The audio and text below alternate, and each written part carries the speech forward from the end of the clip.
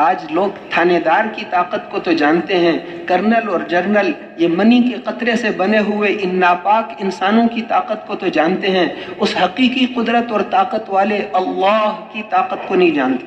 اللہ جل شانہ کی عظمت، اس کی صفات، کبریائی، قدرت، اس کو بتانا 6 نمبروں کی پوری بات، پوری دعوت۔ ہماری دعوت 6 نمبروں کے بغیر پوری نہیں ہوتی، تو راستے میں دعوت دیتے ہوئے جانا ہے۔ حاجی عبدالوہاب صاحب فرماتے ہیں ایک دفعہ ہم یہاں اسٹیشن سے سوار ہوئے، وہ اور مولانا عبید اللہ صاحب، وہ بھی بزرگوں میں سے تھے، وہ دونوں یہاں سے ٹرین میں چڑھے۔ کب مولانا یوسف صاحب جو حضرت جی تھے انہوں نے آگے لاہور سے بیٹھنا تھا، کب مولانا نے تو ٹرین میں بیٹھتے ہی اپنے تھیلے سے قرآن اتارا، نکالا اور پڑھنا شروع کر دی۔ میں نے کہا واہ، یوں تو کوئی وقت ضائع، حاجی صاحب تو دعوت دینے میں لگے رہے، وہ قرآن پڑھنے میں لگے رہے۔ کہتے ہیں جب حضرت جی چڑھے تو ایسا ڈانٹا ان کو کہ دماغ، میں نے کہا شکر ہے میں نے نہیں نکالا تھا۔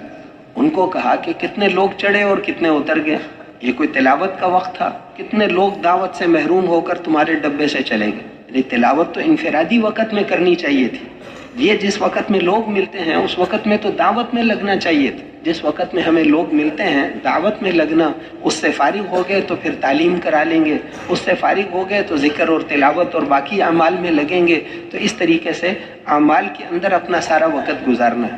یہ سارا راستہ قیامت کے دن گواہی دے گا۔ پھر راستے میں کوئی بڑی جگہ آ گئی، کراچی ہے، کوئٹہ ہے، وہاں نہیں ٹھہرنا، سیدھا آگے اپنی تشکیل کی جگہ جانا ہے۔ کراچی سے آگے لسبیلا ہے، گوادر ہے، تربت ہے، اوران ہے، منبلو ہے، یہ سارے آگے کے شہر ہیں۔ نہیں تو اب وہاں تشکیل ہے تو بیچ میں کراچی مرکز میں جانا، وہاں پیسے بھی ضائع، وقت بھی ضائع، اس کی کیا ضرورت ہے؟ سیدھا اپنی تشکیل کی جگہ۔ کوئٹہ سے آگے نوشکی، دال بندین، چاغی، ماشکیل، خاران کا علاقہ ہے، وہاں تشکیل ہے تو پھر کوئٹہ مرکز جانے کی ضرورت ہی نہیں۔ قلات ہے، پشین ہے، خزدار ہے، ان علاقوں میں تشکیل ہے، مستون، تو سیدھا اپنی تشکیل کی جگہ۔ آزاد کشمیر میں مظفر آباد سے آگے تشکیل ہے، نیلم میں یا ان آگے کے علاقوں میں، تو پھر وہاں پر جانا۔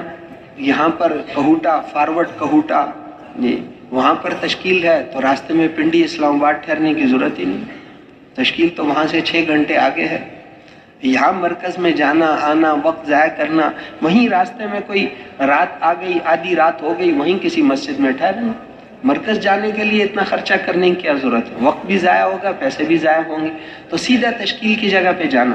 اور پھر وہاں پر پہنچ کر وہاں کے جو ذمہ دار ساتھی ہیں ان کو اپنے حالات بتا دی۔ ہماری جماعت اسٹوڈنٹس کی ہے، یا ہماری جماعت میں دینی مدرسے کے طلبہ ہیں، یا ہماری جماعت کے اندر جو ہے علماء کرام ہیں، ڈاکٹر صاحبان ہیں، یا بیرون ملک جانے والی جماعت ہے، یا اندرون سال، جو بھی اپنی جماعت کے حالات ہیں وہ ان کو بتانا، تاکہ اس کے مطابق وہ ہماری تشکیل کریں۔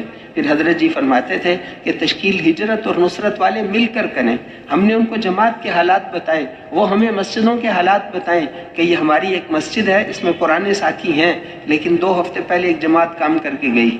اگلی مسجد ہے اس میں پرانے ساتھی کوئی نہیں، 3 مہینے سے وہاں جماعت بھی نہیں گئی، فلاں مسجد کا یہ حال ہے فلاں۔ اب ہمارے ساتھی بیٹھ کر سوچیں کہ کون کون سی مسجدوں میں کام کرنا ہے۔ ہم تو کام سیکھنے آئے ہیں، کوئی نئے کام والی، کوئی پرانے کام والی، البتہ بیرون کے مہمان ہمارے ساتھ ہوں تو پھر ان کے اعتبار سے ذرا اچھے کام والی مسجدیں، تاکہ ان کے سامنے کام آئے، اپنے ملکوں سے سیکھنے آئے ہیں۔ تو پھر اس کے بعد جو ہے تشکیل کریں گے تو مقام والوں کے مشورے سے، لیکن ہمارے ساتھیوں کی بھی فکر استعمال ہو۔ تشکیل ہجرت اور نصرت والے مل کر کریں، اور پھر اس کے بعد وہاں جہاں ہماری تشکیل ہے جب ہم وہاں پہنچ جائیں تو جس بستی میں جانا ہے اس کے باہر کھڑے ہو کر پہلے مذاکرہ کر لیں۔ جب بستی سامنے آ گئی تو تھوڑی دیر ساری جماعت کھڑی ہو کر ہم کس جذبے سے اس بستی میں داخل ہو رہے ہیں اس کا اس بستی والوں پر اثر پڑتا ہے۔ اس بستی کے 100% بالغ افراد سے ہم نے ملنا ہے، اس بستی کو حضور کی محنت مقصد والوں کی بستی بنانا ہے، یہ زمینداروں کی بستی نہیں، اور یہ کھیتی باڑی کرنے والوں کی بستی نہیں، یہ حضور صلی اللہ علیہ وسلم کی محنت والوں کی بستی بن جائے۔